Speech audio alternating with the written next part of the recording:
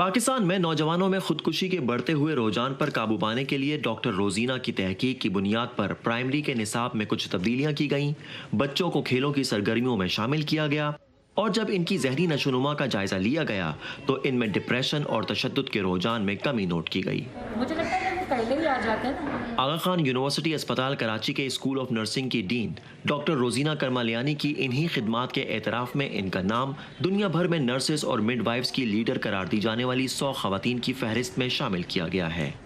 میں اس کو کہوں گی ڈریم کمز ٹرو، یعنی ہمارے نرسز کے لیے کہ یہ خواب ہے جس کی تعبیر ہوئی ہے، کیونکہ نرسنگ کے شعبے کو جس طرح پاکستان میں دیکھا جاتا ہے، آپ کو پتہ ہے کہ اچھے گھرانوں سے لڑکیاں اب بھی تھوڑا ہچکچاتی ہیں آنے میں۔ ڈاکٹر روزینہ اس اعزاز کو پانے والی واحد خاتون نہیں، ان کے علاوہ دیگر 7 پاکستانی خواتین کو بھی عالمی ادارہ صحت اور دیگر اداروں کے اشتراک سے تیار ہونے والی فہرست میں شامل کیا گیا ہے۔ ان میں سے ایک سائمہ سچوانی بھی ہیں۔ انہوں نے نرسز کے لیے نہ صرف نصاب تیار کیا بلکہ پہلی بار ان کی تربیت کے لیے پاکستان میں سیمولیشن کی تکنیک متعارف کروائی تاکہ نرسز کو مختلف صورتحال سے نمٹنے کے لیے حقیقت کے قریب ترین مصنوعی ماحول میں تیاری کرائی جائے۔ اس طریقہ کار کے شاندار نتائج سامنے آئے۔ وہ ہماری سیمولیشن اتنی اپ ٹو ڈیٹ ہوتی ہے کہ وہ صرف کراچی اور پاکستان یا آغا خان اسپتال تک محدود نہیں ہے، وہ آج کے کسی بھی انٹرنیشنل آپ ہاسپٹل میں چلے جائیں، چاہے وہ یورپ میں ہو چاہے وہ امریکہ میں ہو، ہماری نرسز اسی لیے بہت اچھے سے وہ کامیاب ہو جاتی ہے کہ ہم آج کے زمانے کی کرنٹ نیڈز کے حساب سے ان کو ٹرین کرتے ہیں۔ اس فہرست میں شامل پاکستانی نرسز کے مطابق نرسنگ کا شعبہ اسپتال میں مریضوں کی بنیادی دیکھ بھال تک محدود نہیں بلکہ اس کی خدمات کا دائرہ خاصا وسیع ہے۔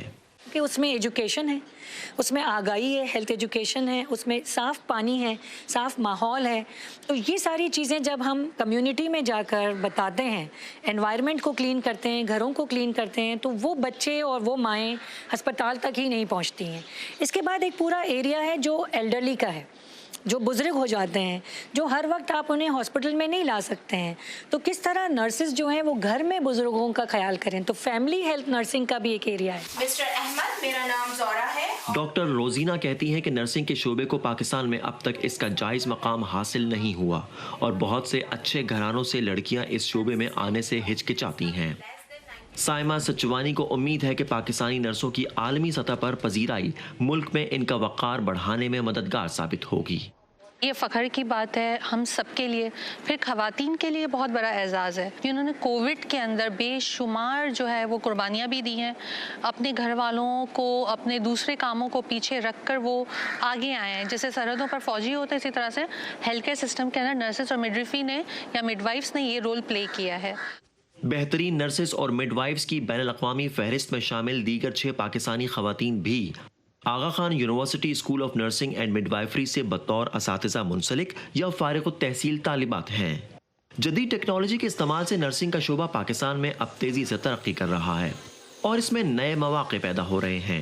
پاکستان میں نرسنگ میں ڈاکٹریٹ کی ڈگری دی جا رہی ہے جبکہ خواتین کے ساتھ اس شعبے میں مردوں کی شمولیت کے راستے بھی کھل چکے ہیں۔ Muhammad Saqib, voice of America, Karachi.